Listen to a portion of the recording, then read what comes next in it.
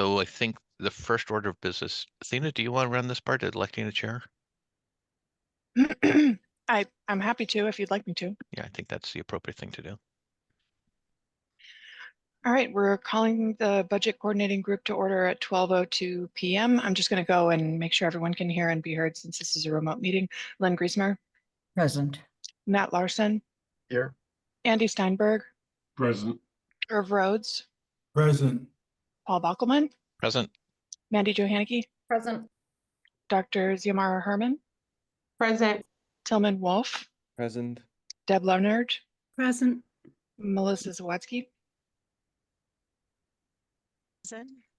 Anna Devlin Gauthier, Present. Sharon Cherry, Here. and Shannon Bernacchio. Here. Okay, great. So the first order of business is electing a chair and vice chair. I'll run the election of the chair and then hand it over to them to run the election of the vice chair. Deb, did you have a question? No. Oh, okay, your hand went up for a moment.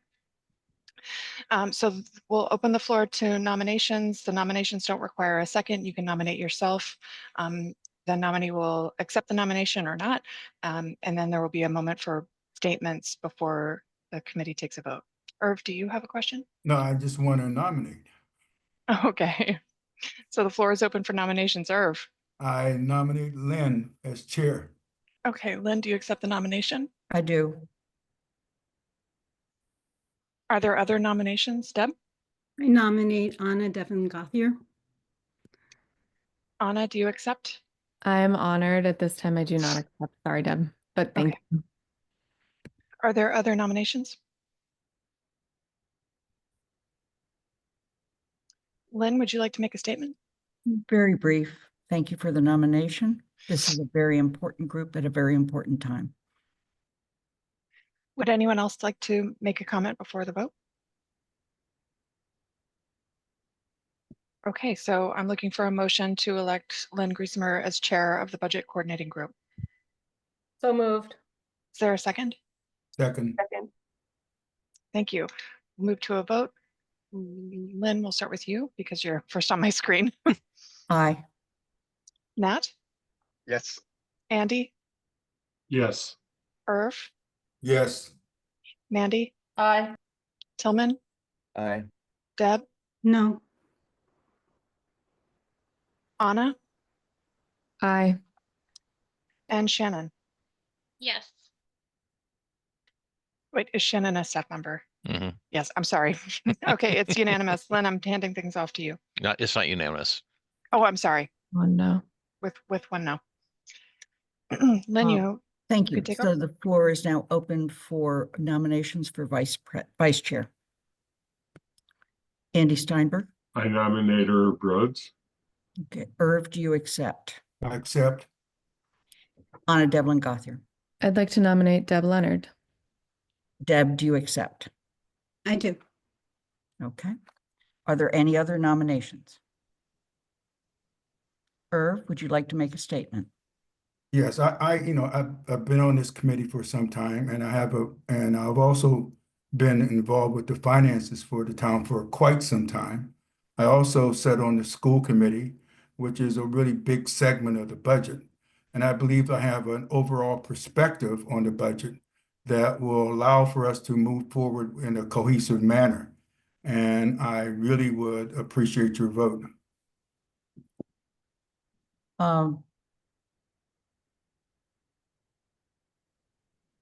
Deb, would you like to make a comment? Sure. I've spent a lot of time this past year, and certainly most recently, trying to understand both the school budget and the town budget and the balance of the two. And I think I would bring that level of detail and perspective to the committee. Thank you. Thank you for the nomination. Is there anyone on the committee that would like to make a comment? Anna Devlin Gauthier. Yeah, I hadn't asked Deb if if I could nominate her, so I appreciate the on the fly acceptance. But the reason why I wanted to nominate Deb for the position of vice chair is that I've seen her engaged in the financial pictures for both the region and the elementary schools as her role as a school committee member in a very detailed and considerate way. And I think that Deb would be a new vice chair on this committee in terms of bringing in some voices to the table who have been engaging in the conversation a bit more recently. I think that could be always an important aspect to consider. So I've appreciated how Deb has gone about this conversation when we've worked together at Four Towns meetings, and all of the data that she's brought to the table. And I think that she will bring a balanced perspective between the schools, library, and town as we go forward in a year that's going to be a really tough one.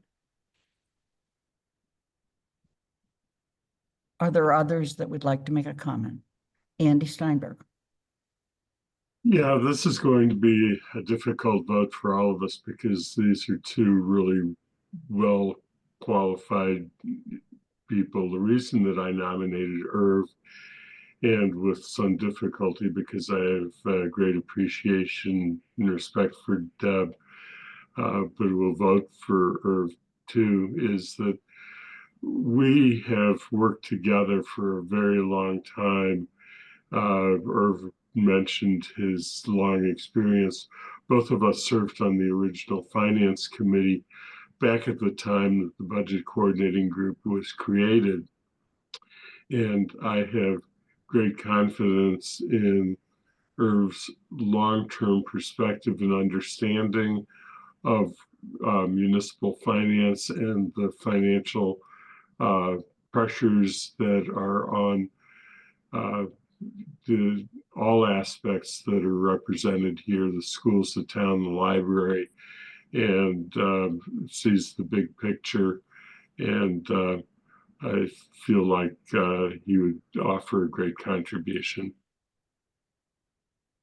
Are there any other comments from people?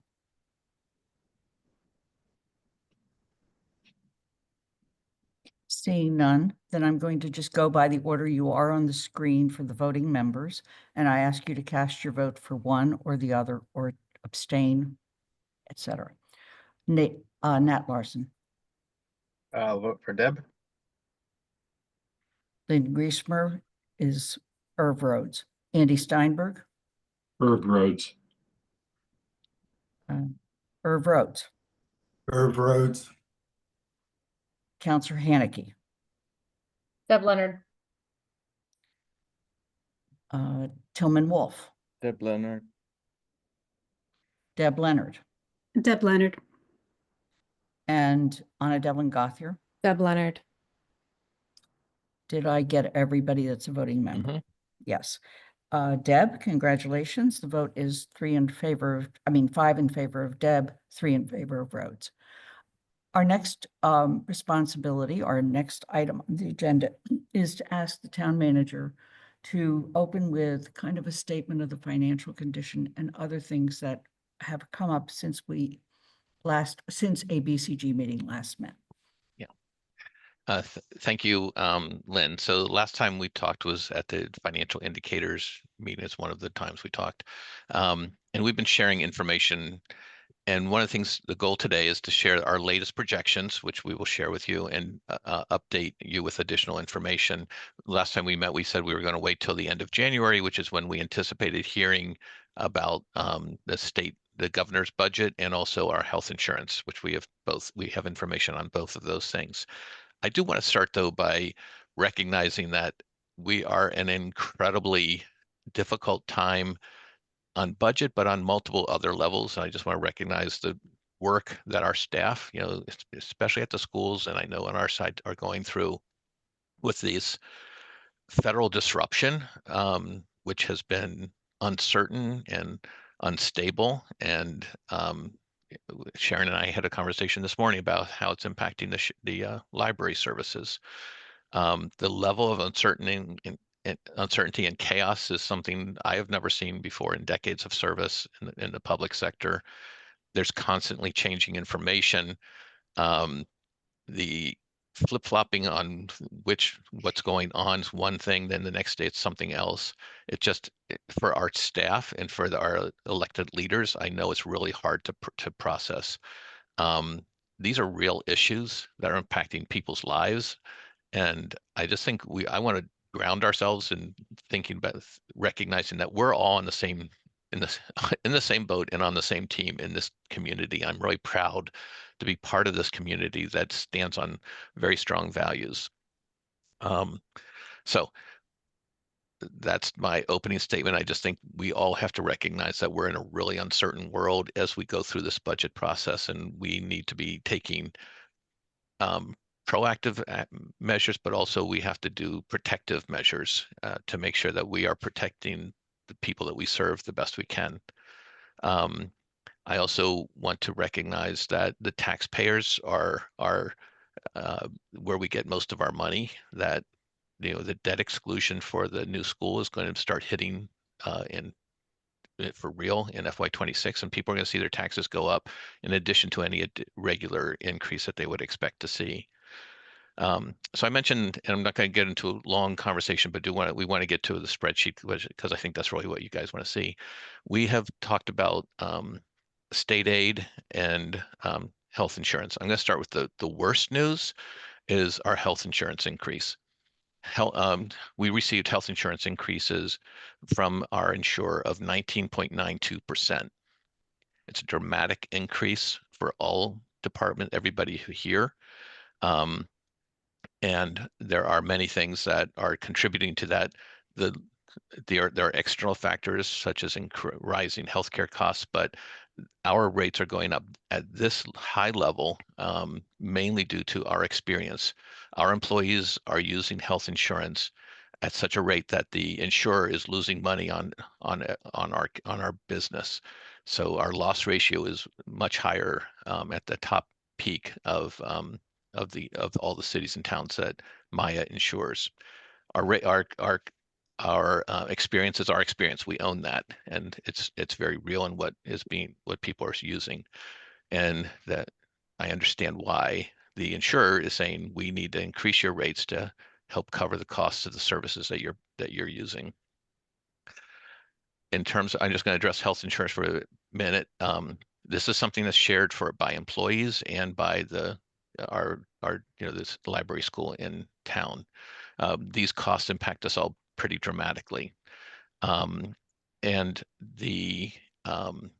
we are working with the law requires us to have an insurance advisory committee, which is comprised of the representatives from all the collective bargaining units in this town, in the schools, and non-union reps as well.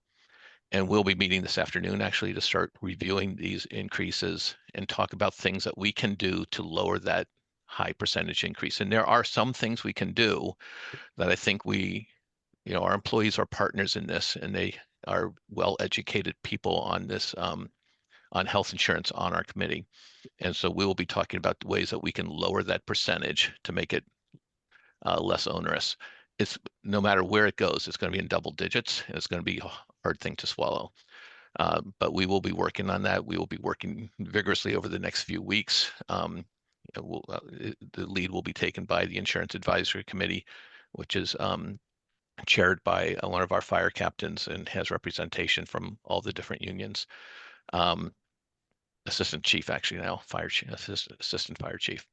And we'll start to work through what are our options in terms of what we can do to lower that cost of health insurance, and everything is on the table.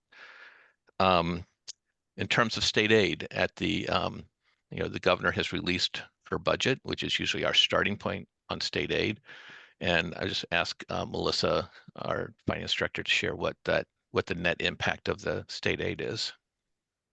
So the state aid went up about 2.8%, about $500,000. But unfortunately, our assessments went up significantly as well, to the tune of about $400,000, leaving us with a net gain in state receipts over last year of $117,000.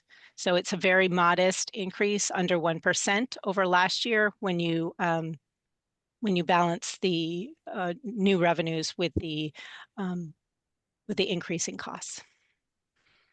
So what we have done, and we'll go through this, we've reviewed the town council's budget guidelines, and we've built this projection in compliance with the council's budget guidelines. The council asked us to look more deeply at all of our local receipts, which we have done. We've tried to adjust things as we can. And what we can say today is that we are projecting a 3.5% increase for all of our for all of our the town. And I think, Melissa, it might be best just to start going through the spreadsheet. And is this in the packet, or do we have this?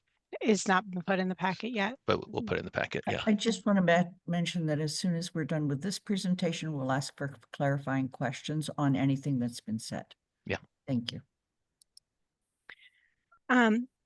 Okay, so I guess we'll start with the revenues. And so as I'm sure everyone here is aware, property taxes are allowed to go up by 2.5%.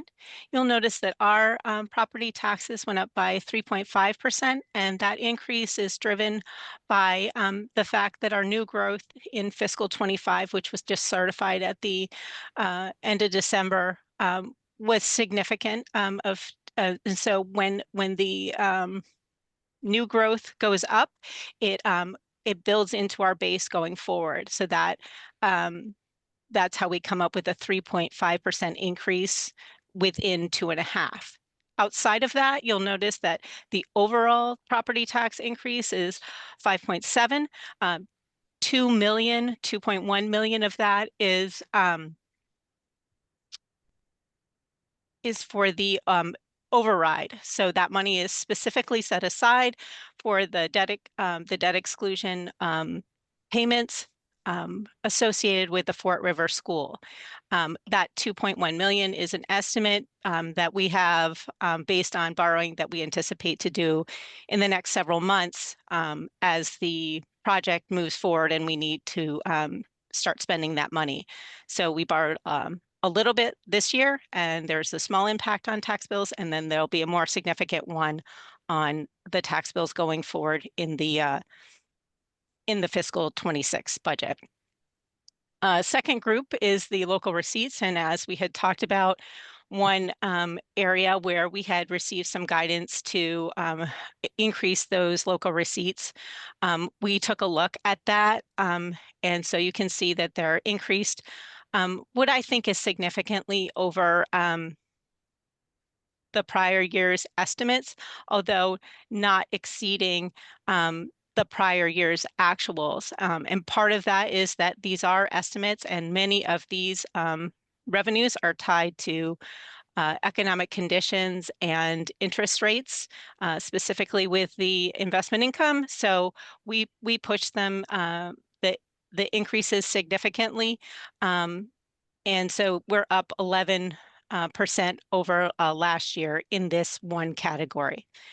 Thirdly, we talked about the state aid. We talked about that briefly earlier.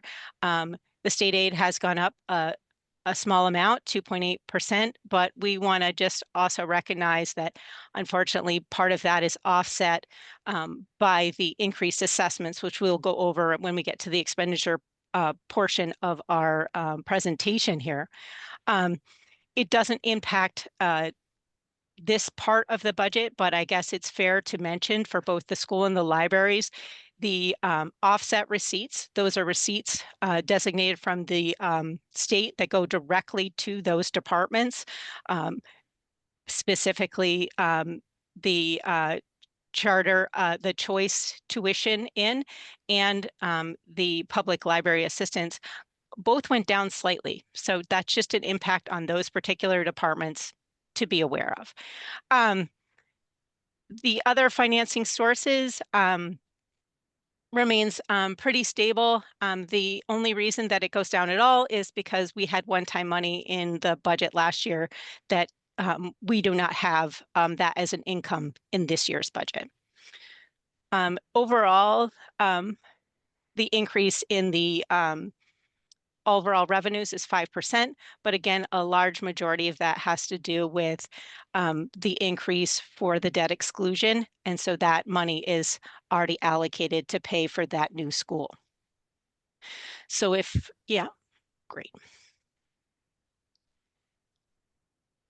So in the expenditure category, we did an increase of 3.5% across all of the operational areas, the town, the regional school, the elementary school, and the Jones Library. The way I've demonstrated it here, what we wanted to be able to show is that the 2% or $355,000 from fiscal 25 that was one-time money was built into the base, and they were given 3.5% on both their original base and that additional base, which is represented here as a 5.5% increase because it's 5.5 from the tax revenue increase. When we had to move that revenue source went away, so we had to absorb that in our increases from tax revenue. But basically what that is a 3.5% increase on the regional school, but from their base of the that included the 355 that was added late in the process last year. So I just wanted to explain that part of that operating budget. Our capital budget remains pretty consistent. There are several variations in the lines, but the two things I want to bring your attention to and what the controlling factors are is if you see at the bottom where it says the $6.7 million, that's a 4% increase, and that's based on a 10.5 of the tax levy, and that's based on the guidance we received from the council on that we were going to try and maintain the 10.5% of the tax rate available for capital. That $6 million is made up of the regional tax assessment and the debt service, short-term interest, and cash capital. All four of those categories met together to make that $6 million, and movement between them does not change this bottom line number. The 2.1 million and the 6 million that are from other funding sources, the debt exclusion, of course, we can only spend the tax we raise for debt exclusion on debt. So that's what that is. And we can only spend CPA capital on CPA capital. We cannot be used for other things. So this large increase of the 21% in capital is primarily driven by the increase in that debt exclusion. So I just wanted to explain that. Miscellaneous, our retirement system, as we dug into the numbers, was not as big of an increase as we had thought in the past. So bringing that number down to a more reasonable increase of 2.5% helped us create this budget projection. And based on guidance we received from the council this year, the OPEB contribution is going to remain the same at $600,000.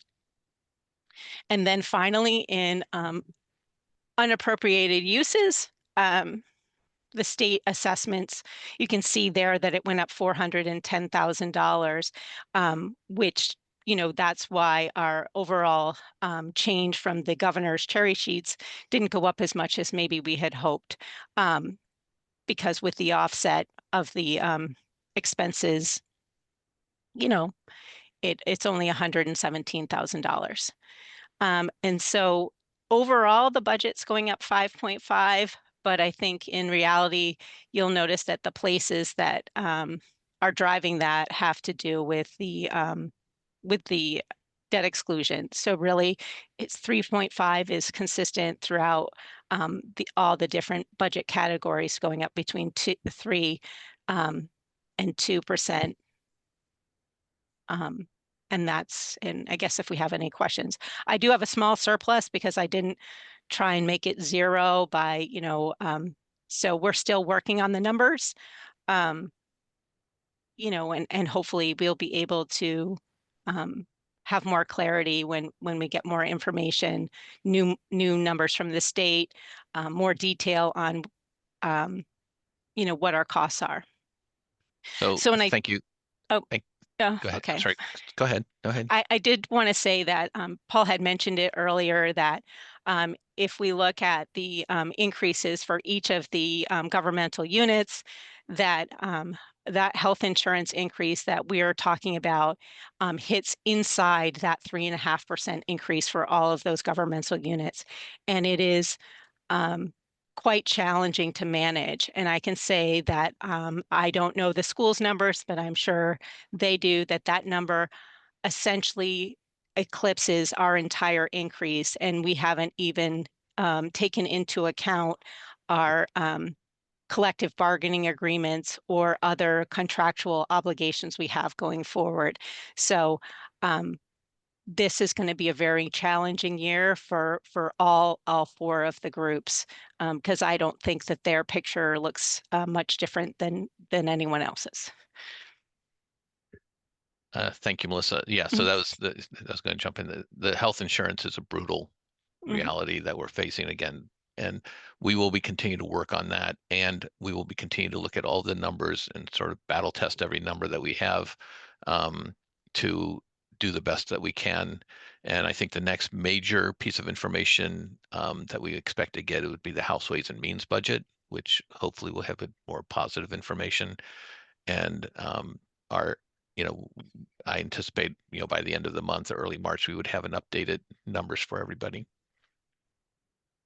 So I'm sure there'll be questions. Right. So let's go with questions regarding the presentation. And then, and Sharon, Shannon, that is from anybody. I saw your hand up. And then we'll actually go to individual statements, but let's at this point stick with the presentation we just saw and questions regarding it. Deb Leonard. Hi, I have several questions. Should I do one at a time? Go start, please. What is the split for the health insurance between the town and the employee contribution? It depends on the plan. So I think it's 75% for the PPO and 80% for the HMO. Holly, is that accurate? I believe that is accurate. Yeah, okay. Yes, that is correct. Can you Yep. repeat that, please? We offer two plans, a PPO and an HMO. Yeah. The town pays 80% of the HMO, which is the lower cost plan, and 75% of the PPO, which is the higher cost plan. Most of our employees are on the HMO. The assessments, how do those break down in categories? In particular, the finance committee letter to Paul from Melissa talked about including retirement and OPEB in a different line. Is that reflected here or under assessments instead of miscellaneous? Just to clarify, I think you mean the budget guidelines adopted by the full council? No, just from finance committee meeting on yesterday. I see. Okay. Holly has her hands up. Holly, please. Yeah, if I may, that note is actually old. We combined, we moved that a couple of years ago, so it is reflected in these numbers, and it has been reflected in these numbers for the last couple of years. In which category? I don't have it in front of me right now. Melissa, down at the You mean in the projection sheet?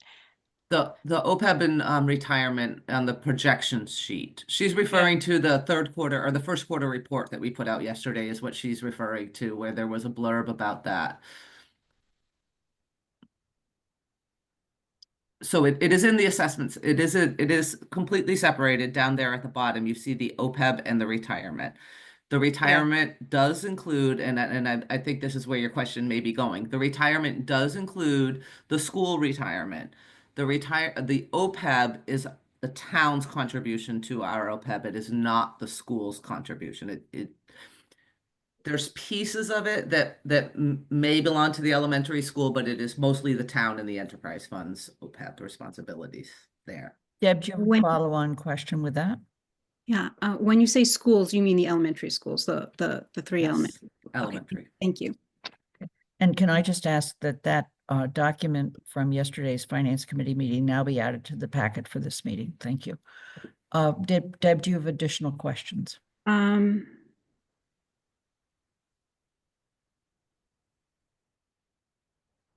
The end of December, the end of December certification for new growth, which line is that reflected in the presentation? It's at the top under the tax levy that says new growth for fiscal 2025, So that's the 1 million something or the 1.2 million. Yeah. 1.2. Okay, thank you. That's it. Okay, Shannon. Yes. So with the health insurance, I'm assuming you'll look at a plan redesign to help bring that percentage down. And I know you mentioned a few weeks. Do you have a better estimated time frame in terms of when we have to vote the school budgets in March? I'm wondering if we will know before then, so we can have the best estimate in there and not reduce positions that we wouldn't have to if we knew that final number. Yeah, that's true. That's a good question. So we will be meeting this afternoon, as I said, with our insurance advisory committee. That's a requirement before we make plan design changes. There's some things that we can do unilaterally. There's some things that, but we have to must do consultation. There are some things that are collective bargaining issues, and I think the teacher's contract has more specificity in it than the town side contracts. So there may be, if we try to change some things, there may be a duty to bargain by the district. So those are the types of things that we're unpacking right now. So I think, if for instance, in terms of plan design changes, there's a certain amount that we can do, but we try to do it in consort with our labor, with all of our with our employee partners. Holly, did you want to add to that answer? I just want to say though that we are planning to move fast. We are planning to try to meet weekly until we can get there. I mean, we understand. I'm not sure how that time frame is going to work with your time frame, but Maya will also have a deadline for us. So okay. Thank you. We will update you. Hillman. A quick clarification question on the income side. You showed that some of the income streams go directly to the units such as school choice. And I wanted to know if the charter assessment reimbursement goes to the town or does it go to the schools? So just like Chapter 70, the charter reimbursement comes in as, part of the overall general fund. But the school and the charter out is part of the general fund, and the choice out is part of the general fund, but the choice in is designated specifically for school use purposes. That's how those break down. Mm-hmm. Thank you. Mm-hmm. Deb Leonard. Just to follow up on Tillman's question, there's the schools, there's a regional school system and the elementary school system, and my understanding is that the regional school gets their own cherry sheet estimates that is not included in this presentation at all. That's separate, and this Chapter 70, this choice and charter are related to the elementary schools. Okay, so Tillman sits on the regional school district, not the Amherst school district. Mm-hmm. Right, but they have their own. It operates in a similar fashion, and they have their own cherry sheet assessments. Thank you. And charges. I mean, revenues. Mm-hmm. So I raised my hand because I have a question. With your experience, Paul, once we have made adjustments to our insurance package and we go back to Maya, is there any possibility that they will use that as an opportunity to make up some of the difference they're losing on us? No, the way it works is Maya will be part of these conversations, and they say, if you make this change, it will save you 1%. If you make that change, you will save 2%. And we start to work together to reduce those percentages the best we can, and that will be and again, we try to get it through consensus with all of our labor partners, but And sometimes we will go, that's how we always want to begin the conversation. But and in terms of Shannon's response, yes, time is of the essence for all of us because we're all building our budgets now. And so I think that, trying to get something in the next 3 or 4 weeks is what our goal is. Are there other questions about the comments and presentation that have been made so far? Okay, then it's an opportunity now for individual groups to make some report on their own budget status. And we're going to start with the library where we have Nat and Sharon. Hi, everybody. Okay, well, y'all pretty much said it all. When I went to bed last night, I had a certain set of comments that I was going to say to you today. And then when I woke up this morning, the first words out of my mouth after reading poor Melissa's email was OMG. A 20% health insurance increase is really, really, really bad. The draft FY26 budget that I put together for the library in preparation for this meeting, we used a 13% increase for health insurance, and that was bad enough. But now a 20% increase, to any line is devastating. Since 2018, which was 7 years ago, the library has been unable to fill 3 of our full-time positions. Huge loss for the library. And this annual, an annual 3% increase, although I appreciate the extra, half a percent, that's helpful. Thank you. It's not keeping up with all of these fixed costs. And I know I'm preaching to the choir. This isn't unique to the library. Every year it's happening. Granted, it hasn't been 20% in previous years that I can remember, but it's absolutely preventing the library from being able to keep up with patron demand. And I'll just stop there. Yeah, I know I'm preaching to the choir. Thank you for the opportunity. Nat, was there anything you wanted to add to that? Okay. Counselor Haneke, you have your hand up. Yeah, I just have a clarifying question for the library director. You said 3 full-time positions have been unfilled. Is that because you can't find people or because the budget does not have the money to pay those 3 positions that you've had in the past? Correct. Yeah. These are 3 people that retired, and I don't have the money to afford to replace them. Thank you. Yep. Are there any other clarifying questions regarding the library or any other questions for the library? Okay, and then we're going to move to the schools. Deb and Irv and Tillman for the regional schools, as well as Dr. Z.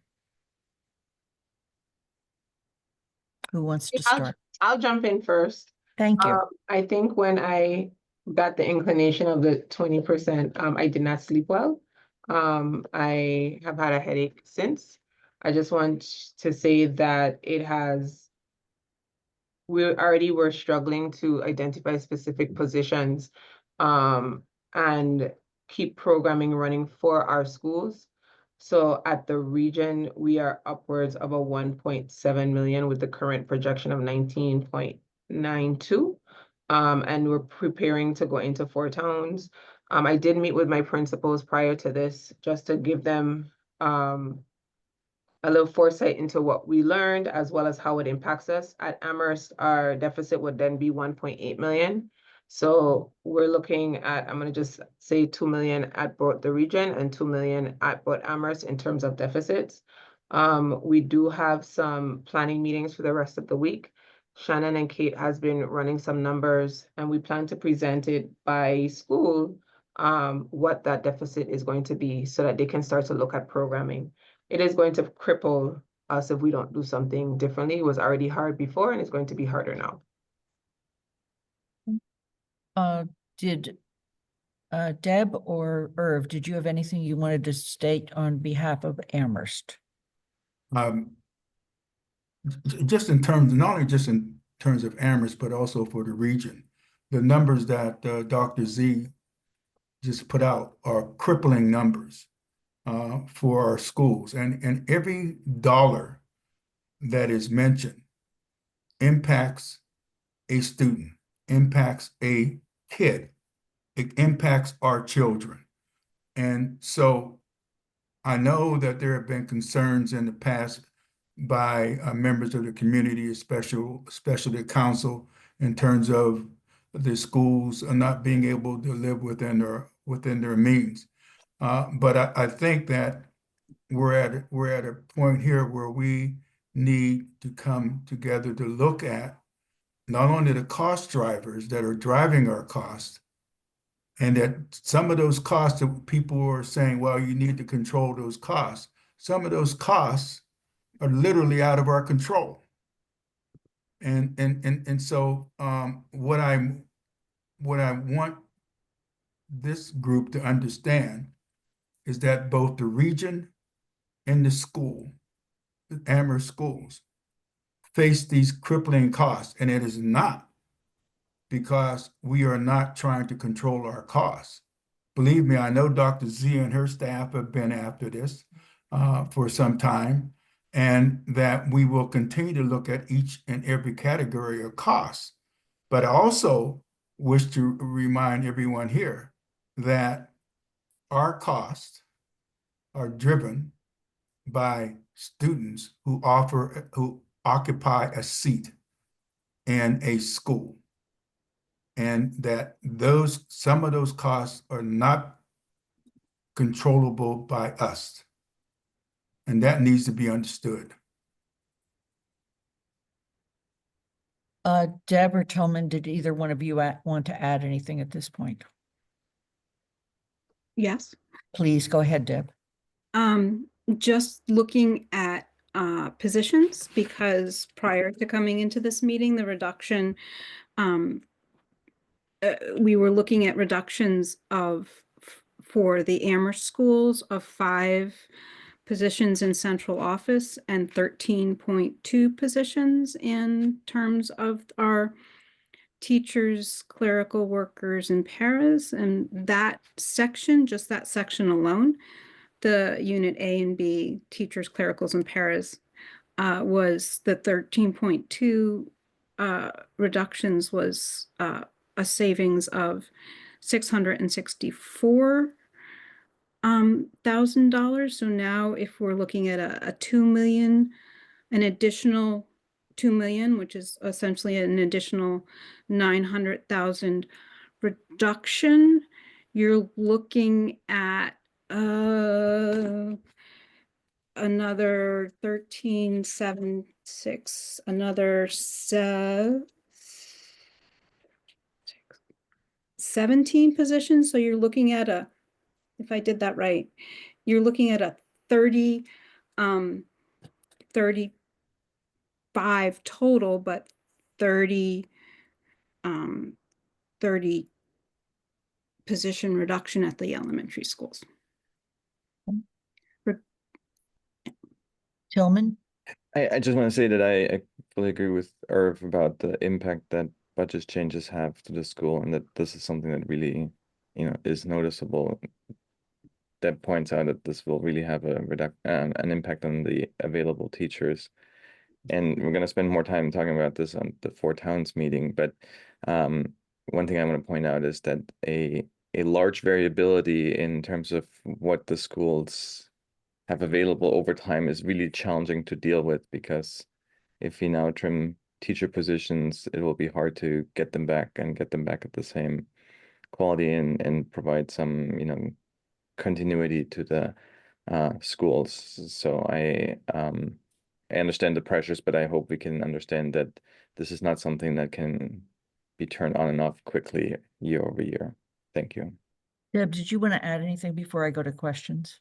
Yeah, about the region, I am an near school committee representative, but I have studied the region's budget a fair amount, and I understand the impact of level services, state levels, the impact of more or less unchanging state revenue is strains all sectors, but especially in terms of the region, essentially all of our 10 million, 9 million from the state goes to these costs that Irv and Tillman are referencing. They're out of district costs that we have no impact on, and then pension and retiree health insurance essentially wipes that entire amount out.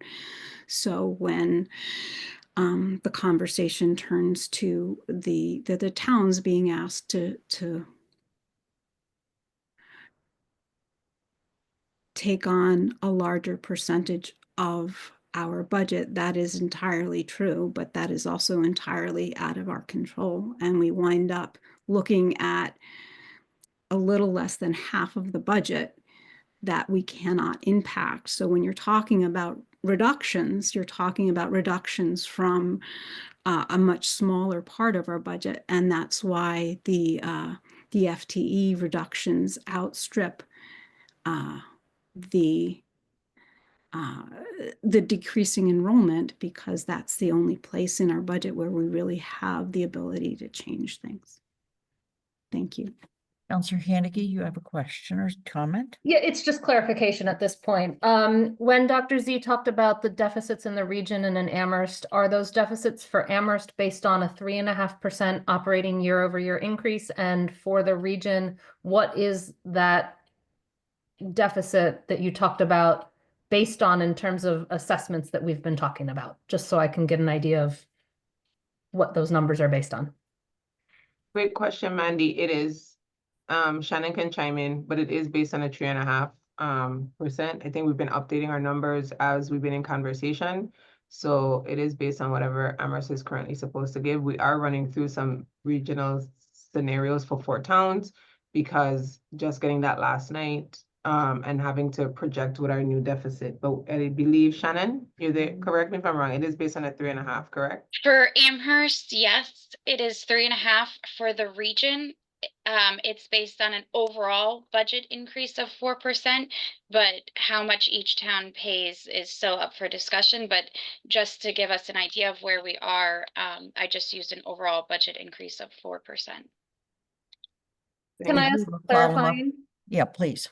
When you say overall budget increase of 4%, is that assessment overall increase of 4% or bottom line that includes all the state aid plus assessment increase of 4%? Just the assessment. Okay, thank you. Okay. Irv.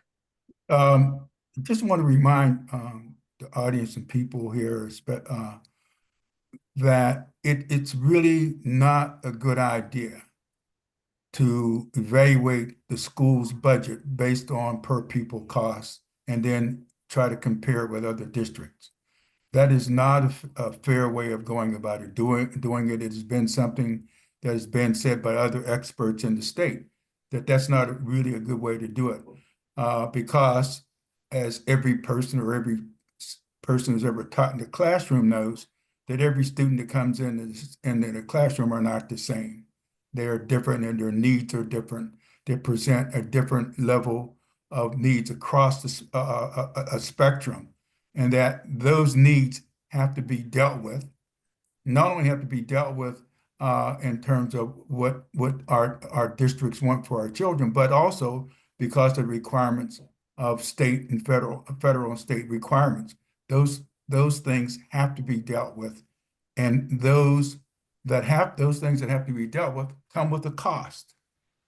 And so this is something I will be hammering home over and over again for those out there who say, well, you do have a declining enrollment, therefore you should have a declining budget, or at least a budget that keeps pace. That is a false kind of assumption. And that assumption has been debunked all over the place, but people still keep using it. And it's not fair, not right, not intellectually honest. Are there other questions or comments with regard to the schools? Okay, then since we started out in all cases with the primary leader of the organization, let's start with Paul for the town and then we'll move to others. Okay. Yeah, so and Holly and Melissa can jump in. So this health insurance thing, like everybody else, and the budget constraints are very real for the town. Our entire increase in taxes will pay for the health insurance if it stays at the 19.92%. And that does not take into consideration any COLAs, any collective bargaining agreements, or any increases like that. It's a devastating number, and so we're in this as well as you. You know, our budgets have not grown other than for contracted increases for the most part. And we've taken on additional responsibilities such as the new rental registration program, things like that. And so I think that there are significant challenges, and we're just sort of we're a little bit behind all of you, because that's our budget timeline is about a month behind everybody else because where we are. So as we are going through our budget meetings and our hearings with our various departments, we're hearing it loud and clear what they're not able to do, what costs are going up for computer services, you know, for our contracts for computer services at a very large rate. So yeah, it's bad. Melissa? Melissa. Well, I don't really have anything to add to that, just that, you know, we are continuing to look at this, and we will, you know, continue to look for opportunities to increase allocations to departments. But at this time, you know, this is what we felt comfortable being able to share. And, you know, it's just going to be a really hard year for everyone. That's all I have to say about that.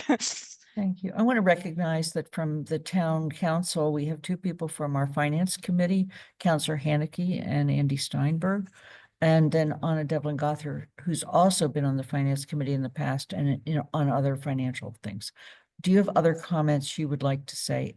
Any other councillors? Andy. Yeah, I think that the one thing that Deb said that I want to emphasize really is something that affects all of us, and that is a lot of these cost increases that we're dealing with are not really within our control. When on the finance committee, when we hear from various department heads about what costs are driving their budgets, things like DPW and what they're paying for construction costs, what everybody's paying for energy, fuel costs,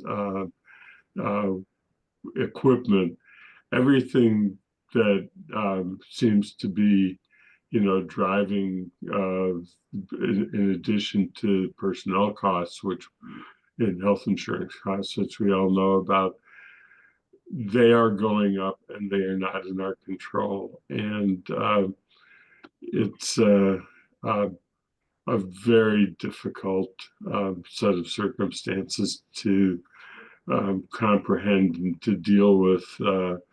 You know, we probably hear more about complaints about roads and sidewalks and why aren't we doing as well as neighboring towns. We put more money in and pave less miles over time simply because the costs are going up beyond our control. Anna Devlin Gother. Yeah, just a quick comment, and it's not going to be to the specifics that were talked about today, but I would love to request that this group be meeting on a more regular cadence than I believe it has done in the past, and that the town manager, the respective leads of the different areas all consider also convening or requesting meetings for the full bodies to come together more often than we do to have these conversations. Those are it's unrelated to today's numbers, but I think it's especially important this year that we be having these conversations more often than we have been in the past. So I'd like to request that. And then at some point, again, thinking kind of in that longer, more strategic hopefully way. One of the other things I think we should discuss at some point is the timelines for each of these bodies and how we develop our budgets. I think we get into a really sticky spot because of the timelines that different things are coming out from the different bodies. And I'd like for us to, I think this group would be an appropriate place to at least have the conversation to get on the same page about when we are at different phases of our process, and make sure that we're not setting ourselves up for failure. I think lots of things shift with transitions of government, and I don't know that this one has been addressed as cleanly as it could or should be. Thank you, Anna. Councillor Haneke.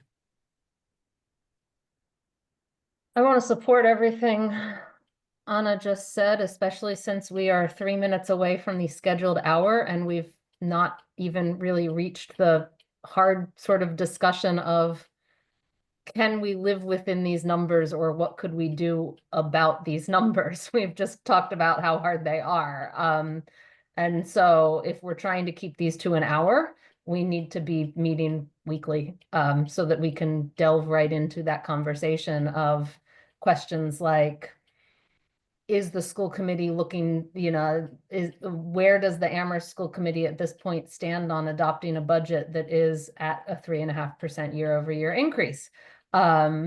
Because last year at Four Towns, we all thought we had an agreement, and then the regional school committee passed something very late that was not within that agreement, and it threw all 4 towns into crisis mode, in a sense, to try and figure out what to do with something that we had never talked about at any Four Towns meetings. And we haven't even gotten to those conversations in BCG. And part of BCG is to try and ensure that, obviously we're not voting, but that we think committees will be able to figure something out within these numbers. And if they aren't going to be able to figure something out within these numbers, what numbers are they looking at? And how do we deal with that amongst all 4 entities? That's why we're here, and we're an hour in and we haven't even broached that conversation yet. Agree. Deb Leonard. I had a couple bookkeeping questions, but yes, to Councillor Haneke's point, last year was anomalous. I believe the requests to deal with the process and the timeline have been well heard and hopefully addressed. But I also, like Councillor Devin Gauthier, would like some clarity around timeline and process, because listening in on the last Amherst Town Council meeting, when you were voting representative or deciding not to vote a representative of 4 towns, I was again confused about process, because Councillor Hegner spoke to not speaking at 4 towns anything more than we have budget guidelines, and that explains my confusion around 4 towns. I thought the caucuses were more of an opportunity to discuss, but if the town position at 4 towns is we have nothing further to add than what we've already spoken to, I don't understand the point of 4 towns. So some clarity around process and how the pieces fit together would really be appreciated. Paul. Yeah, so 2 things. One is just for Councillor Haneke, this meeting, I have it scheduled for 2 hours. So at least that's what it's been posted as. So by notes, we had been alerted that some members have to leave.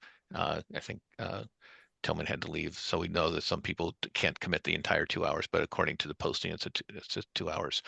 And in terms of, I just wanted to note that I really want to thank Shannon and Kate and Dr. Z. We've really developed strong communication together, and I think that that's been a really beneficial relationship that's been developed between the staff and Melissa and Holly on our side. So I just want to recognize that staff-wise, we're working well as a team. The numbers are just not very easy to work with, but they're working in goodwill with each other.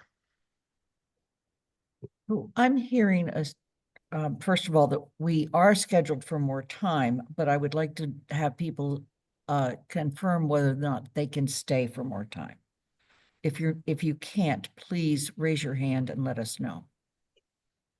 I know people have full-time jobs and full-time responsibilities. Counselor Haneke. So I was supposed to be somewhere at 1:30 because normally these are only scheduled for an hour. So that's when I put in. I can work on getting that done. I'm going to go off screen while I multitask for the rest of this so that I can do what needed to be done in that time. Before you do that, I'll Anna. be here and I'll be listening. I just won't have my video on. Thank you so much. Anna, how about you?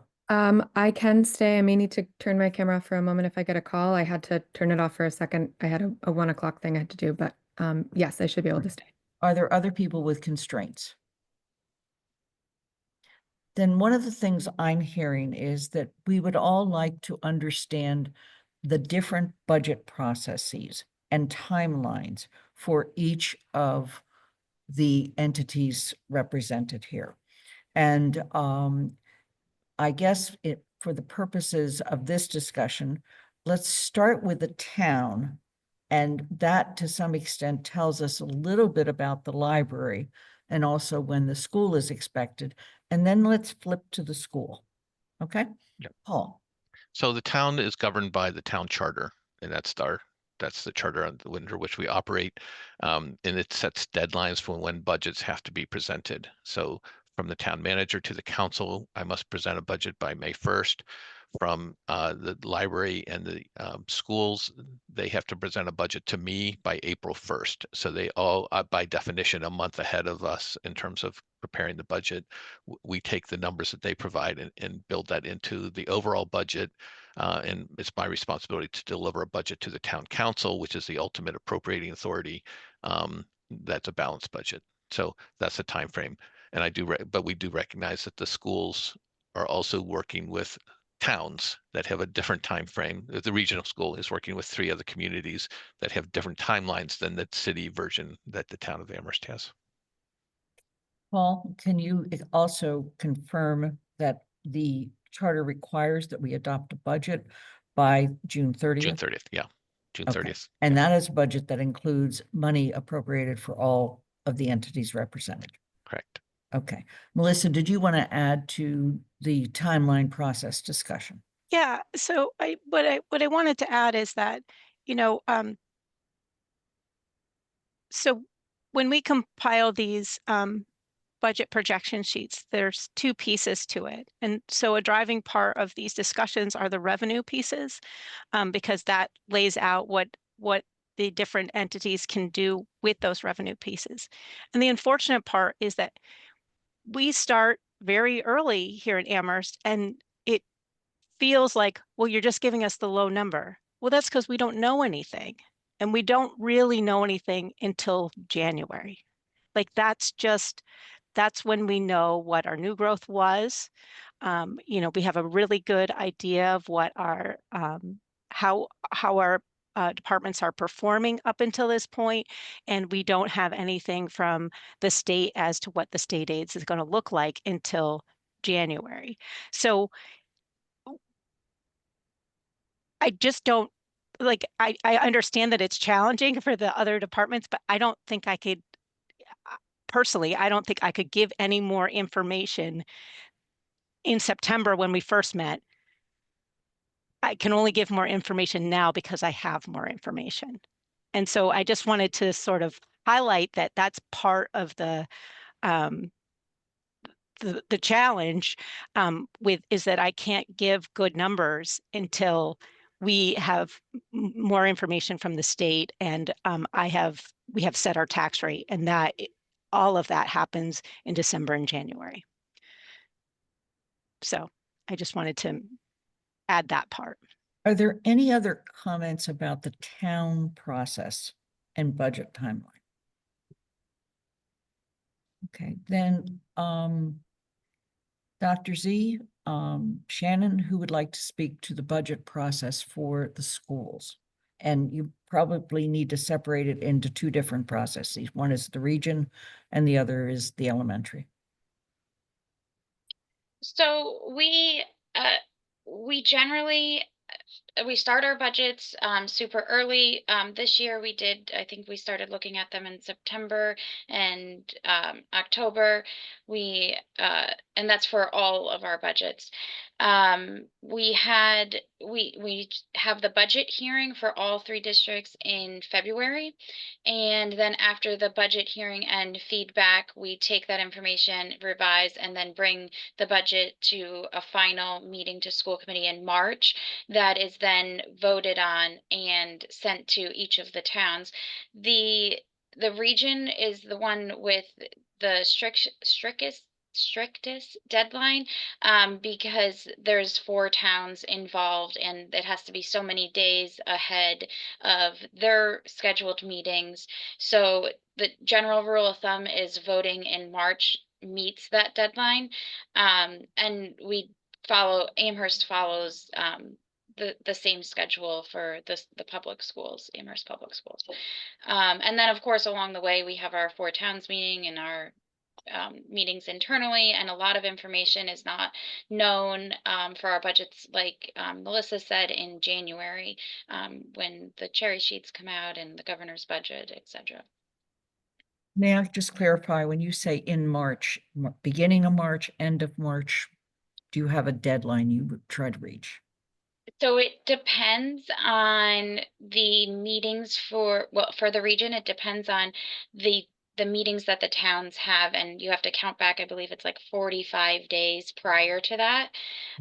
So we have it's not the end of March, it's normally the beginning to middle of March. Thank you. Deb. 2 points. I have the dates and I'm not 100% sure. I thought it was 40 days ahead of the earliest town meeting that we have to have a voted budget in for the region. And the earliest of the towns is both Shutesbury and Leverett have annual town meetings the last Saturday in April, and then Pelham has theirs the second Saturday in May. And of course, there needs to be a budget hearing prior to that. And then just, I understand, of course, that nobody has a crystal ball and we're all trying to do the best we can. The earlier 4 towns meeting that we scheduled was in response to the requests by the 4 towns to have earlier and more frequent informational meetings. So it was not an attempt to make things more difficult for the town. Thank you. No, what I'm hearing is a desire so the next thing I'm hearing is a desire for this group to meet more often. In fact, perhaps weekly or at least every other week for a while here to create better understanding and explore options. And then there was also a request at some point that we have what I would call a committee of the entire whole, which is somewhat what we do when we actually do the financial indicators meeting at the beginning of November. So we would have to work with each of the bodies to figure out when the best time to do that would be. That's a little more difficult to schedule, particularly if you're looking for a quorum of each of the bodies. But we also have on this agenda an opportunity now to have just general discussion. Thoughts, questions, etc. Councillor Haneke. It sounds like it's going to be an awful year for all 4. And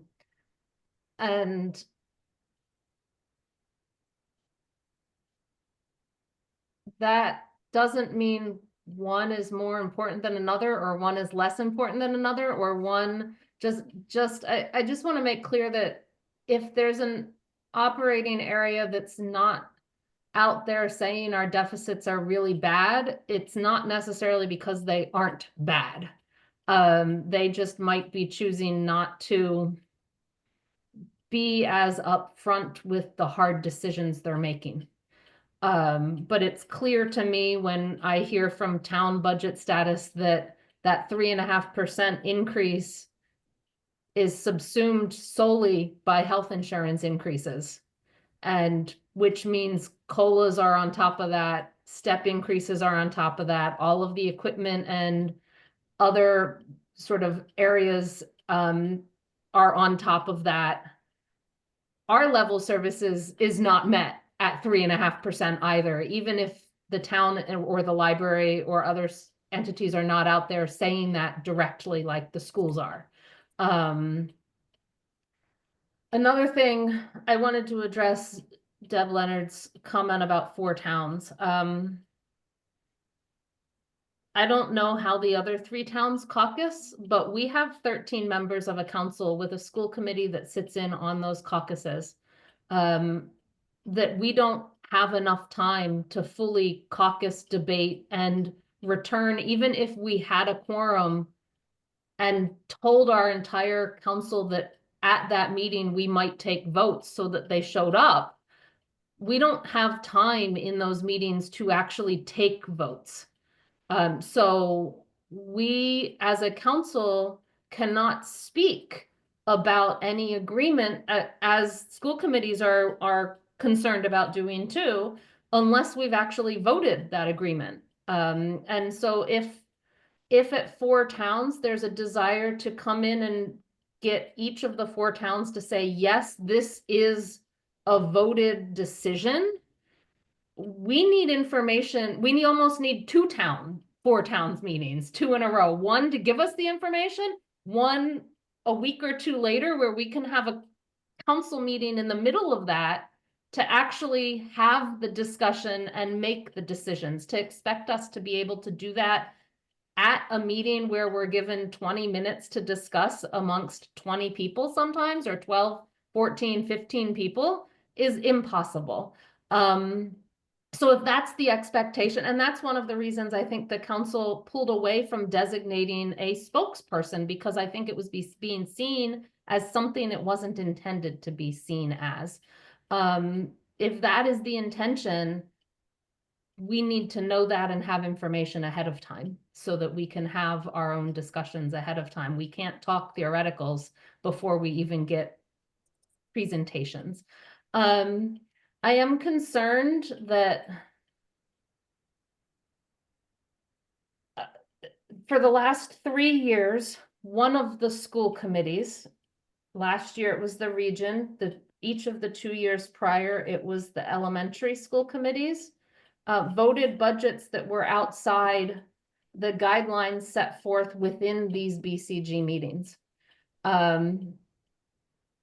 And it came in some sense as a surprise to the council and even the BCG group, because at BCG, anytime we met, there was never any indication during the BCG meetings that those votes above these guidelines might happen. So if there is discussion going on at any of the 4 operating entities, council included, that is thinking about not abiding by that 3.5%, in some sense saying, you know, we're thinking about voting a budget that would cost more than that. Now is the time to talk about that so that we can have those discussions. And I guess I felt like the last 3 years I've been on BCG, that hasn't been discussed. And so I think I would like to see a lot more forthrightness about what is being discussed amongst all the 4 towns. At the council at this point, all I understand is that the town manager intends to abide by that 3.5% number when he presents the budget on May 1. I would expect if he doesn't intend to abide by that, that he would tell the council, and in these meetings, we would be able to bring that up. But if there are other entities that don't intend to abide by that or aren't sure they can abide by it, right? We don't know. We need to be discussing that now. I'm going to build on Mandy Jo's comment, which I want to thank you for, Councillor Haneke.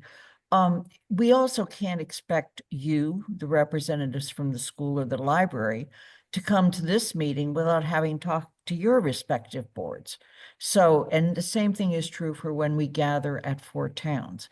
So what I'm hearing is, how can we use opportunities of meetings to share information and then use time in between for the individual bodies to discuss information and then convene again?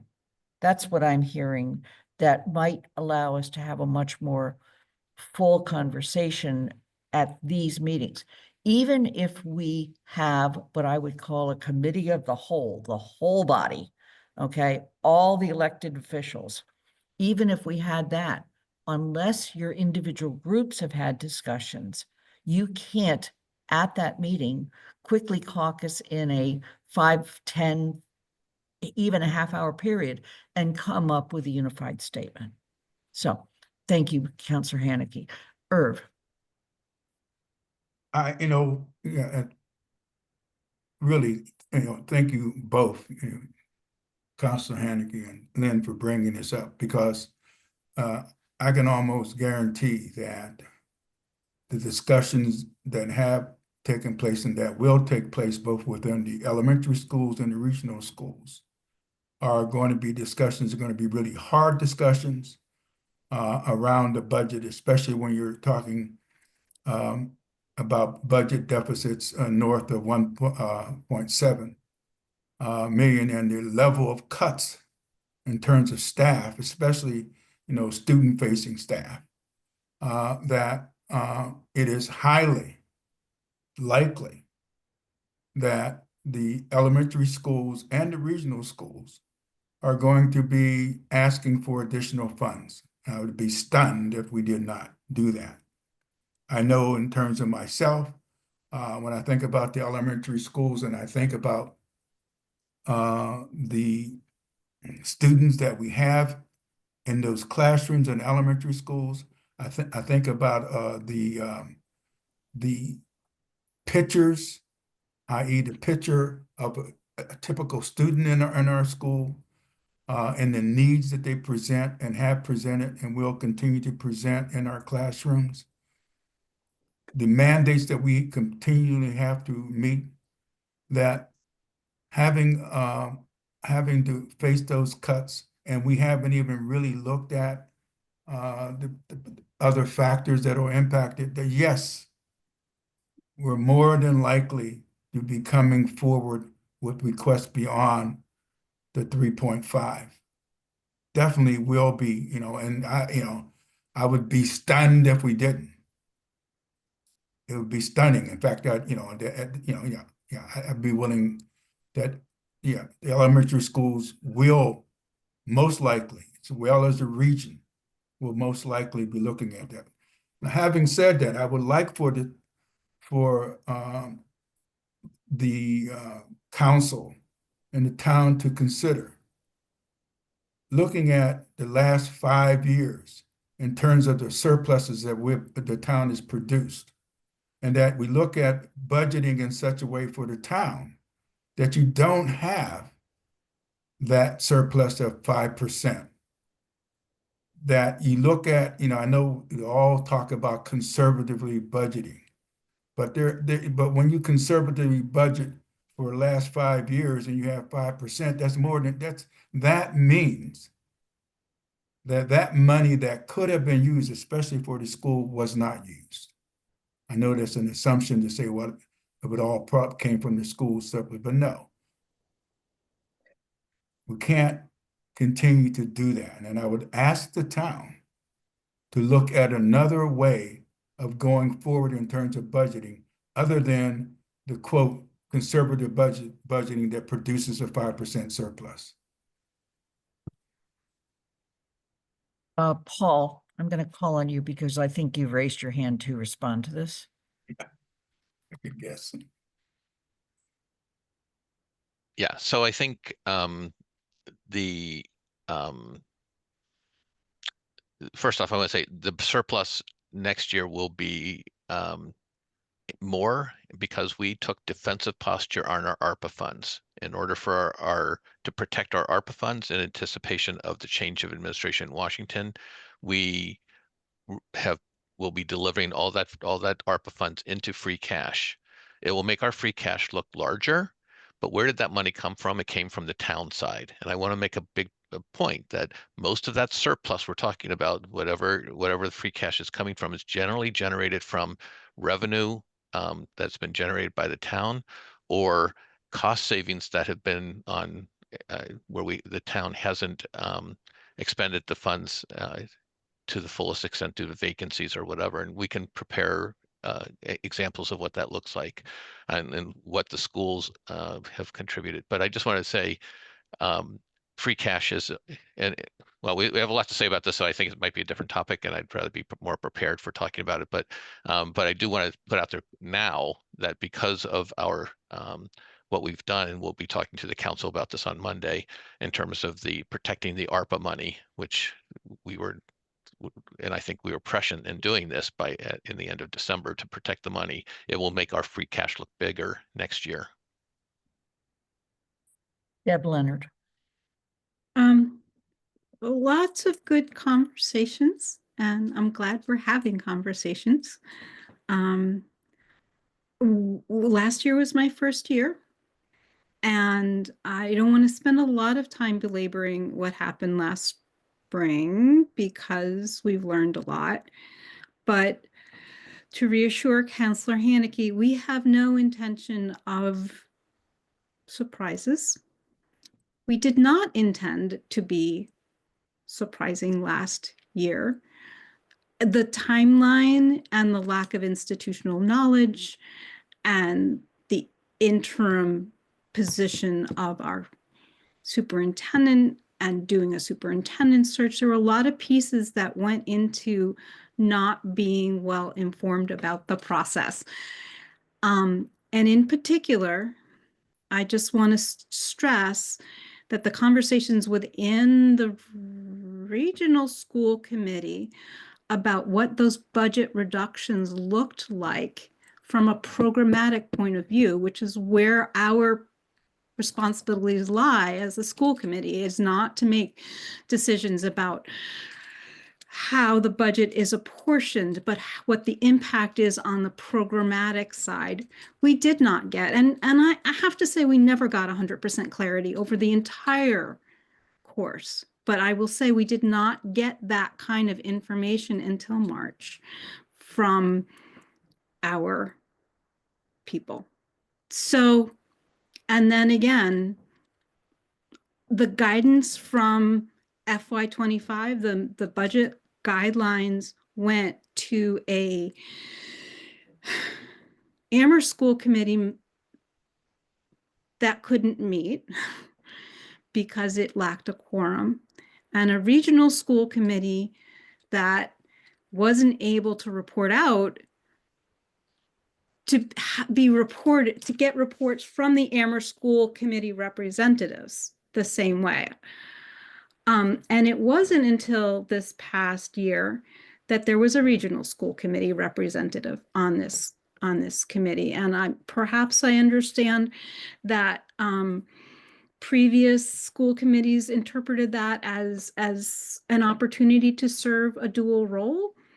But absent my colleague Tillman Wolf in this meeting, I've really tried hard to stay in my role as Amherst School Committee representative. So those are my thoughts on those. I would love some clarity, Paul, on understanding the vacancies and the impact, because, you know, all I have is spreadsheets without words. I mean, as the years have gone along, the descriptions in the annual budget have decreased. So I've had to go back to 2017 to get some insight into that. I'd love a glossary where you actually like break out what each of those lines is. I don't know how much extra work that is. I would like that for the Amherst and Regional School Committee documents as well, so I can understand what those lines mean. Nobody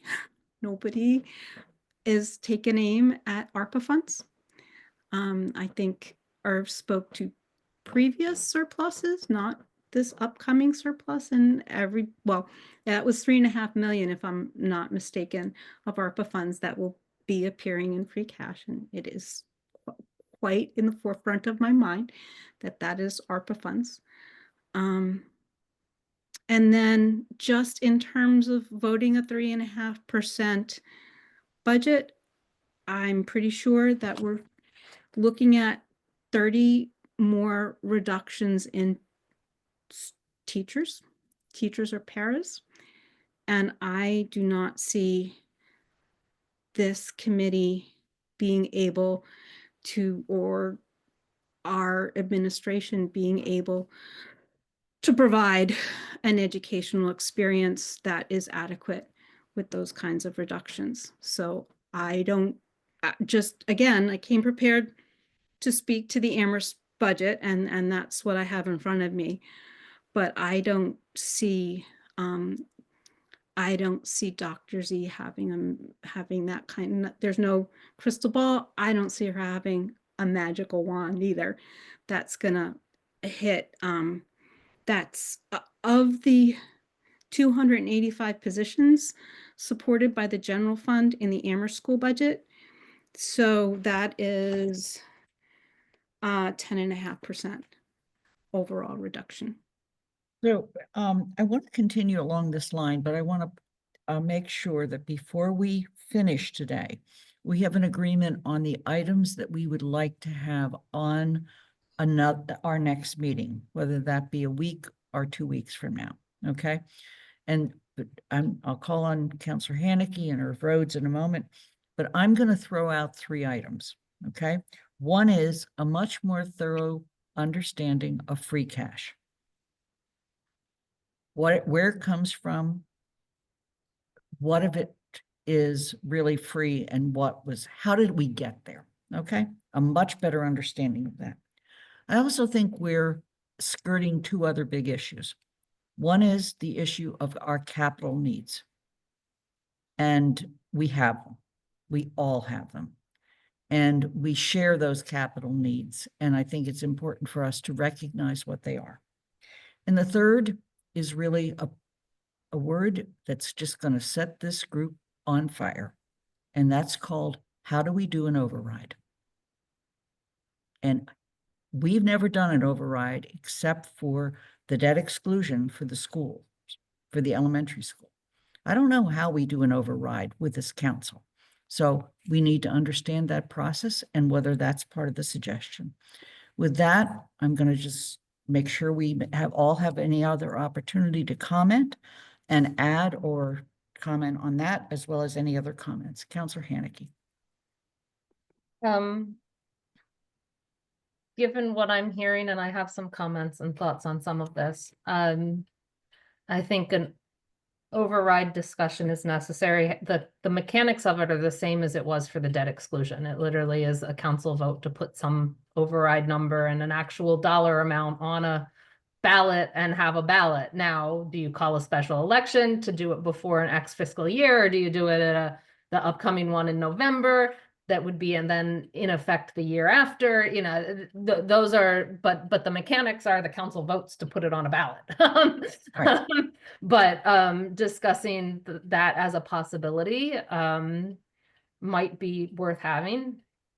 I want to echo the manager's comments about surpluses. Our guidelines were written to indicate a maximum goal of surplus. And I wouldn't even call it a goal of surplus, but sort of saying, you know, there's been, and I've been one of the instigators of it every year, saying, are these surpluses too high? Are we too conservative in budgeting? And so we decided to this year put in sort of a percentage surplus that would stop that conversation from happening. You know, if the surpluses are above 5%, we can talk about why were they so high. That's more than we want to see in a surplus because of the lost opportunity for using them in the fiscal year the revenues are generated, right?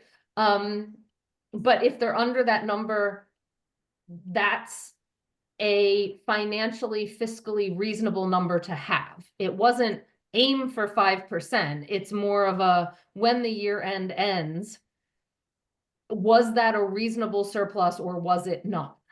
To talk about. But when you look at this past fiscal year's surpluses, about half of it were due to interest, and our finance director talked about the changes we've made to the updated numbers to address some of that, yet we don't want to address it completely. We don't want to suddenly budget 1.8 million in interest, because when interest rates go down or we're not carrying as much cash for projects that are going a little slower than we thought, that comes out of the year after's budget and can't be budgeted again. And then we see maybe not any increase in operating budgets on year over year, because we had to remove and change that line from a $1.8 million number down to 100,000. That would also be devastating. So I think the council and the council has pushed, and the finance director has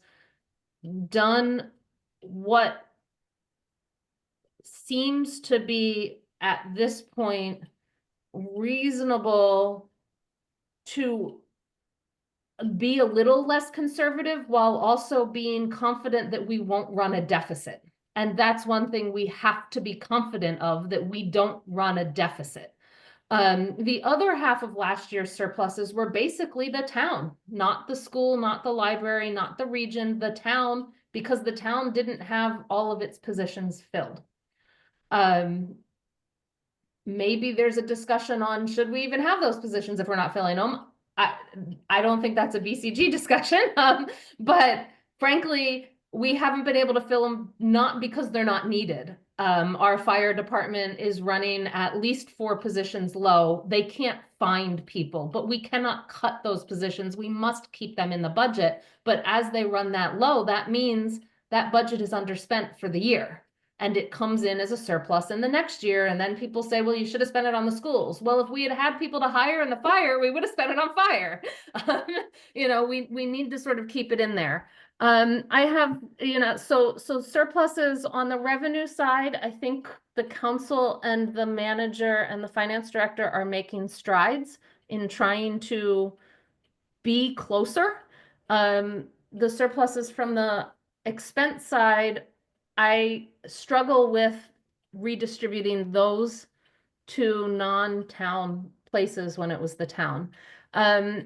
Irv, you know, I thank you for being honest and blunt and saying it's likely not going to be at 3.5%. That gives us something to talk about. Yet what we would need to talk about is, where does that come from?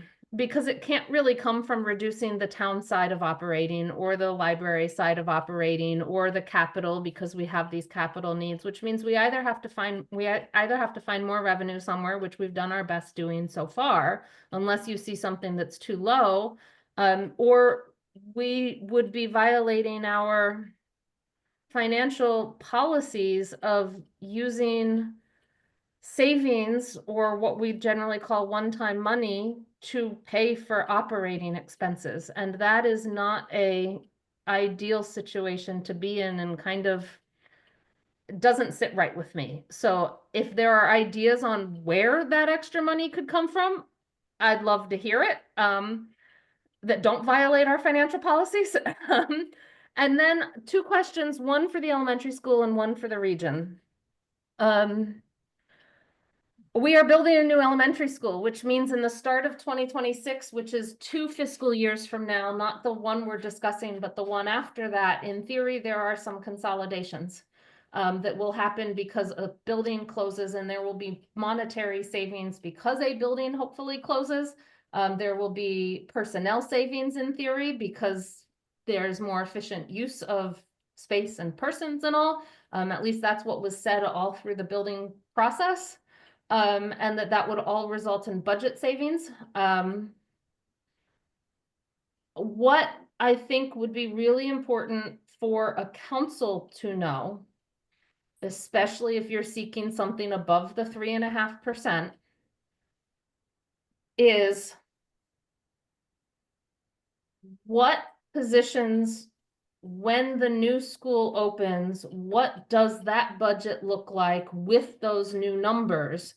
And what is needed to potentially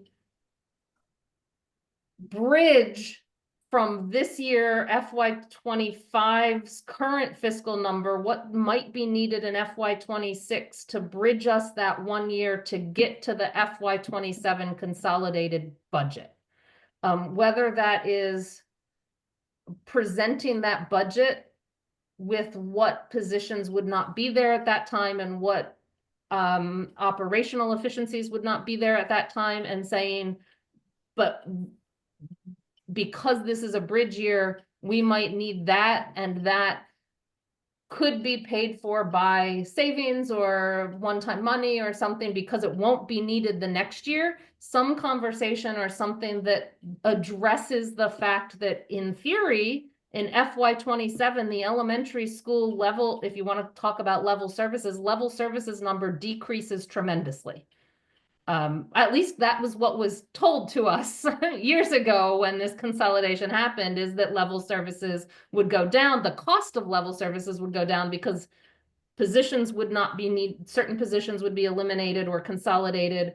Utilities would go down, maintenance would go down, all of this would go down. So talking about the FY26 budget in relationship to the FY27 budget would be extremely helpful from me as a counselor point of view. On the region side, I asked similarly in the September Four Towns meeting, Dr. Z talked about a new way of budgeting that presented what I perceived as a level services budget at an assessment increase year over year of 4%. So the same assessment increase they're looking here that would be level services and meet level services, because there was a consolidation of K-7 to 12 schools into one building. It appears that that is no longer in conversation. And so my question, as we begin conversations at the region level and talk about some bluntness of we're going to need more money to keep level services at the region above that 4% assessment total increase, is what happened to that plan that would have allowed potentially allowed, I know the health insurance number was not in there, potentially allowed the region to come in with a level services budget. Level services does not mean level employment. Level services means level services at that 4% assessment number, and why that was abandoned such that we might be cutting services now and still need to spend more money to do so. I hope that was kind of clear. That I'm adding that to a future meeting, since we're not going to have it at this meeting, obviously. Irv, please unmute.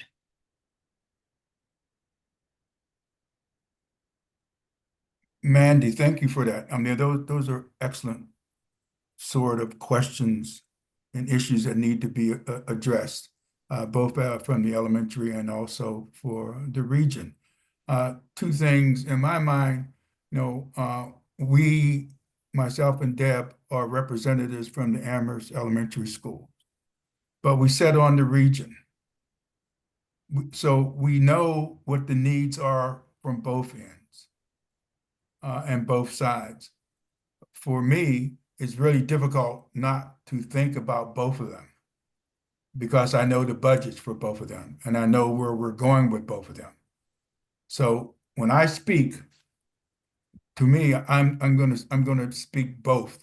I'm going to say, hey, here's what it looks like for the elementary, and here's what it's going to look like for the region, and here's what I think we're going to be coming back to the BCG with, and what the school committee is likely to do.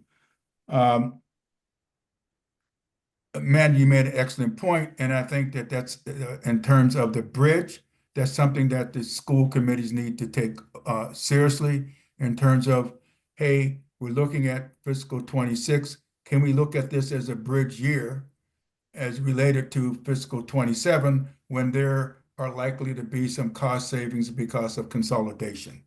That's a very good point, and I think that is something I hope that myself and Deb will take back to our committee. to the school committee, because that's one way of looking at it. I also appreciate that we're having this conversation now in terms of budgets going forward. And what I put out there is that it's highly unlikely that the elementary schools are going to be able to not come back and ask for additional funds, given the level of cuts we're looking at. The deficit is just extraordinary. So I would like for us to think of ways in which we can go forward and being able to have these discussions not only in BCG, but also in the school committee, where we can bring it back to the BCG as we move through the budgeting process. But just be aware, and Lynn, and you made this point, no surprises.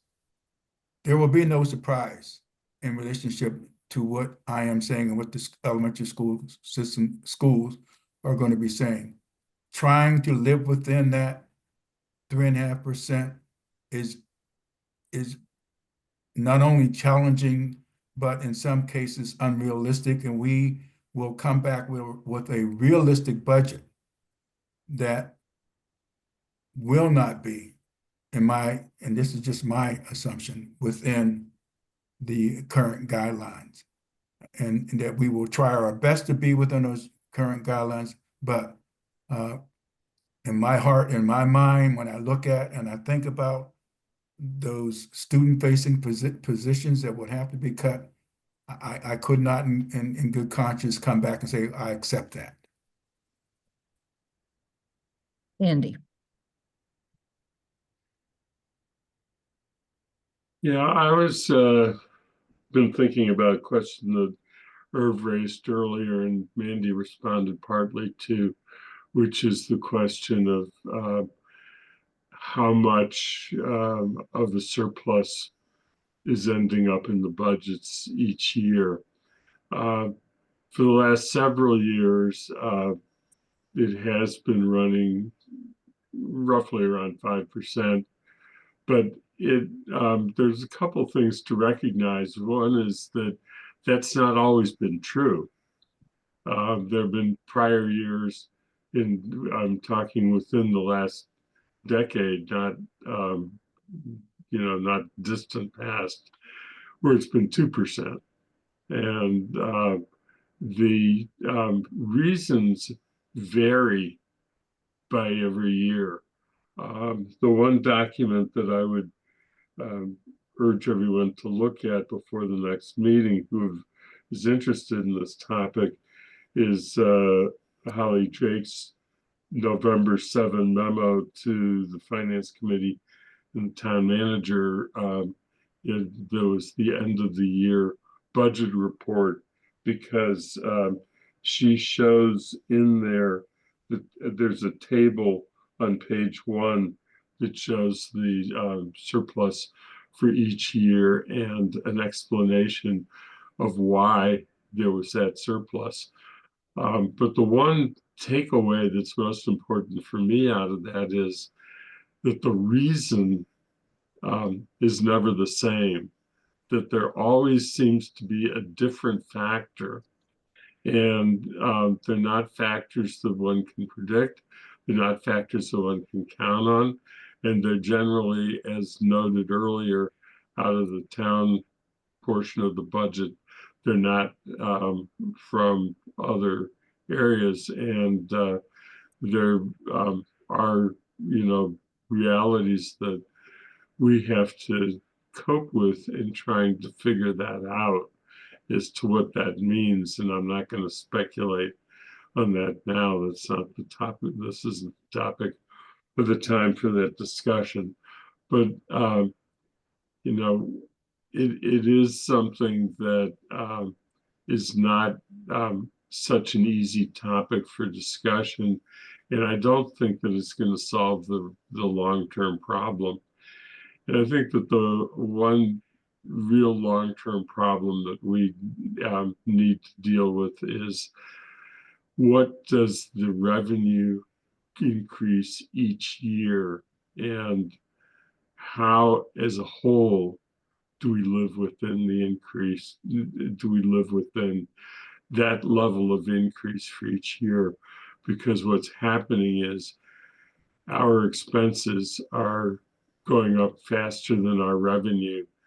And the last thing that I wanted to say is on the subject of override. It is a difficult discussion to have in Amherst in particular, because we have several factors that are unlike our neighboring communities, including Northampton, which we're most frequently compared with. We don't have King Street with a bunch of businesses and car dealerships and that pay large amounts of commercial tax. Our commercial tax base is substantially lower. Our taxpayers are to much greater extent our residents, either homeowners or renters. And as a consequence, to ask for an override and to really appreciate the impact on who's going to be affected by it, it is the people who live and work in the town, many of whom are the homeowners and now increasingly retired and seniors and living on fixed income. So this is not going to be an easy topic for us to discuss, and it's not going to be something where we can expect that the people who are going to vote on making the decisions, and particularly the people affected by the decisions, are going to be able to take this very easily, because it is, property taxes are already extraordinarily high. And the last thing that obviously we all know is a factor in driving that expense is the fact that we have a much larger amount of land that we don't really have the ability to tax.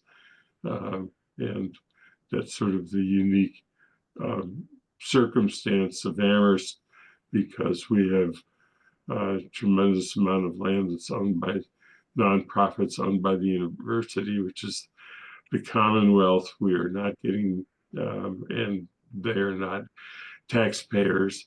And we have, over the years, been very conscious of trying to do things in establishing conservation areas and agricultural preservation, and that has had an effect too. Yeah, we're going to take one more brief comment. We have posted that we will have public comment. I need to call for public comment, and then I want to just wrap up with kind of what are our next steps. Okay, brief comment. Deb? Give me a second to figure out which of my thoughts I want to pull out. Meantime, I will ask if anybody in the audience on Zoom would like to make public comment. Please raise your hand now. Okay, so quickly. Yes. Surplus versus free cash. I don't understand free cash, so I've been focused on surplus.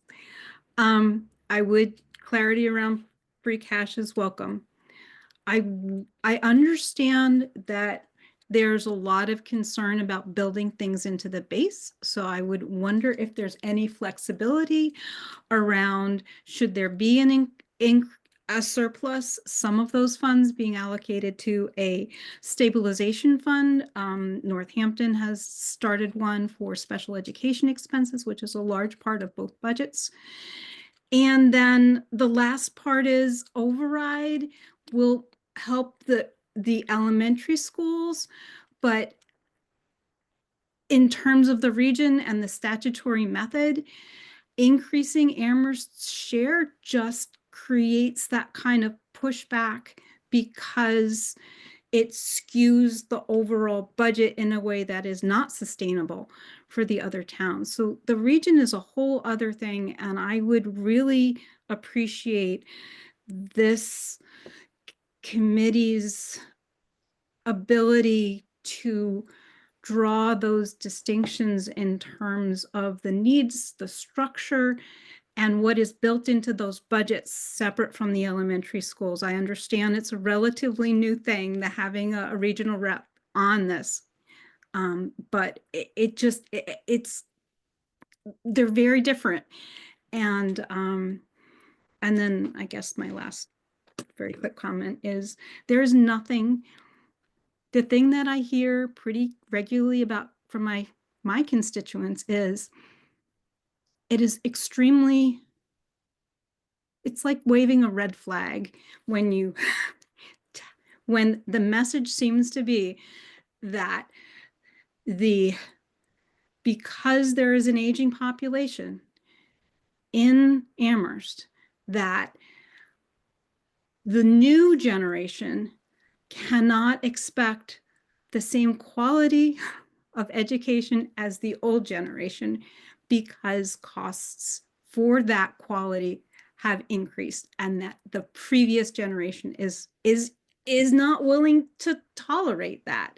So I would say it would be interesting and important, if it's an override or not, to find out what our community wants from their tax dollars.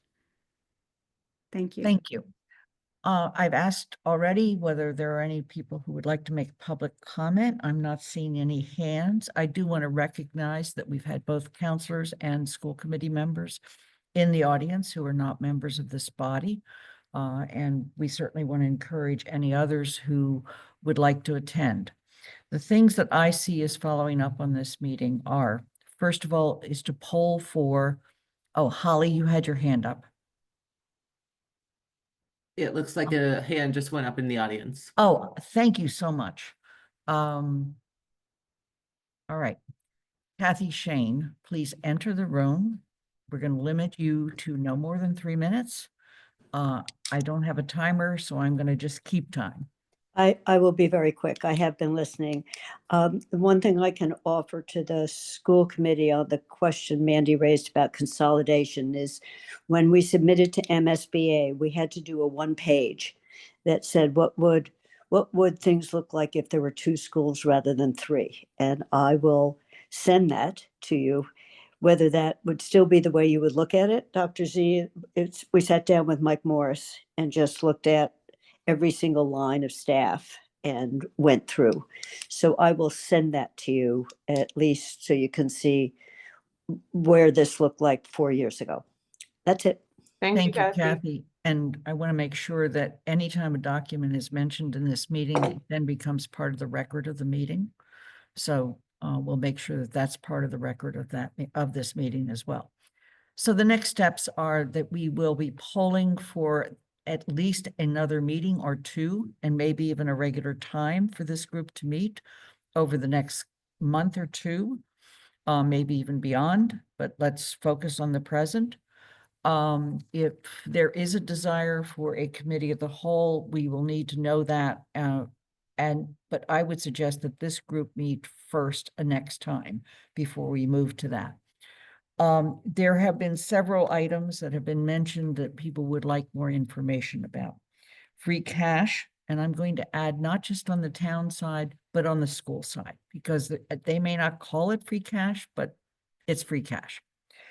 Second is, what is the process for an override? What would it look like, the timing, et cetera? And while there are people on this committee who have been through this process before, I want to make sure we have a level playing field for the understanding of how that happens. And then capital and our long-term look at capital needs. In addition to that, there was several questions asked about both the elementary school transition from 3 to 2 schools and the regional decision regarding the possibility of combining 7 through 12. And what would that look like, not look like, and where is the thinking on that? Other than that, this is not like a council. I don't get to set this agenda by myself. So I will be in consultation with all of you about agenda items. And I am going to suggest that the earliest that we would have our next meeting would be 2 weeks from now, since there seems to be a pretty serious demand for some information. And we're already looking at staff that are way overtaxed. Okay, Paul, comment? Yeah, so I think there is a conversation to be had about what the role of this committee is, based on the town charter.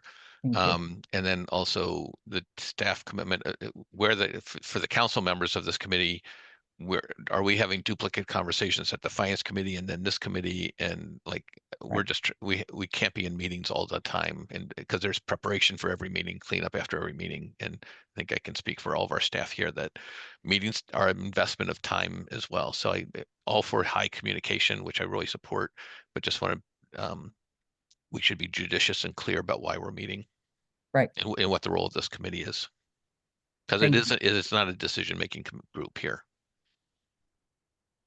Absolutely. Okay, are there any other questions or comments? Again, since we're not as formal, unless somebody would like me to make a motion to adjourn, seek a second, and take a vote, I will just adjourn the meeting. Okay, the meeting's adjourned.